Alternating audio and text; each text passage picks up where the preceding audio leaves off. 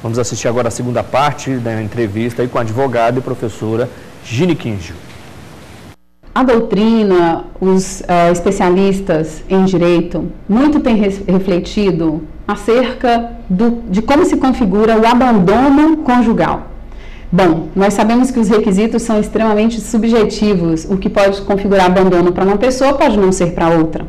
Então é importante pensar que, ao se tratar do abandono, nós temos que pensar acerca do risco que essa pessoa que sai, ela está tendo ao ser configurada como aquele cônjuge ou companheiro que abandonou lá.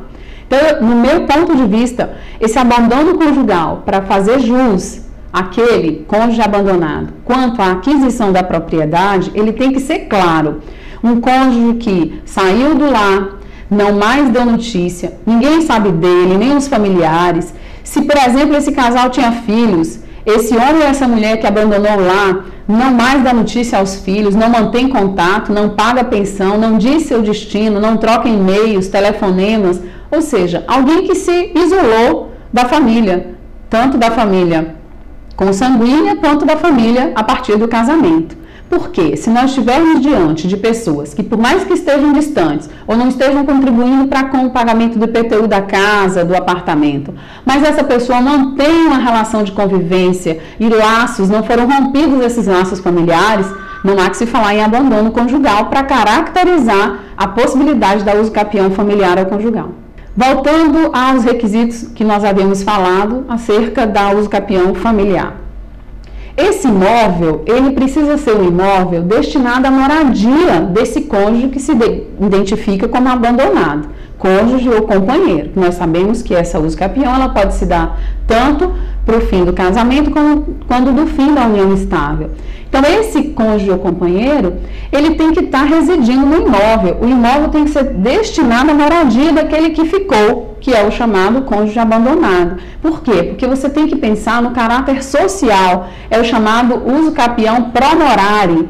É a forma da pessoa ter um meio de ter a sua família ali resguardada com um teto. Se essa pessoa, então, ela tem mais de uma moradia ou mais de uma residência, não há que se falar, então, de caráter social para configurar a usucapião conjugal. Então, requisitos da usucapião conjugal, só para rememorar.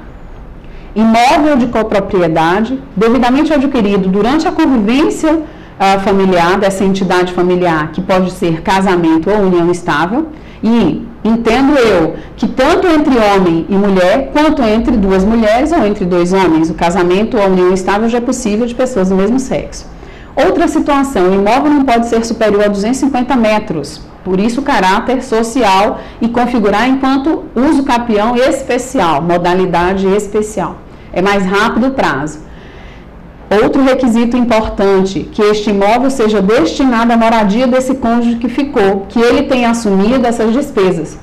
E o prazo, ele é um prazo reduzido, um prazo então de 2 anos. Ao final de 2 anos, um dos cônjuges abandonou o lar, não mais deu notícia, não mais informou nada acerca do seu destino, do seu paradeiro, o que fica pode requerer em juízo a propriedade exclusiva do imóvel, desde que ele preencha os requisitos que eu falei anteriormente. Então, neste caso, após o ajuizamento dessa ação, com a comprovação da propriedade que havia entre eles, esse cônjuge abandonado ou companheiro da união estável vai ser ouvido em juízo, vai ser construída então essa prova acerca do abandono, porque é uma prova testemunhal ou documental, vai ter que ter pessoas que comprovam realmente que ninguém sabe o paradeiro desse cônjuge que saiu de casa, e aí então, após isso, o juiz vai sentenciar.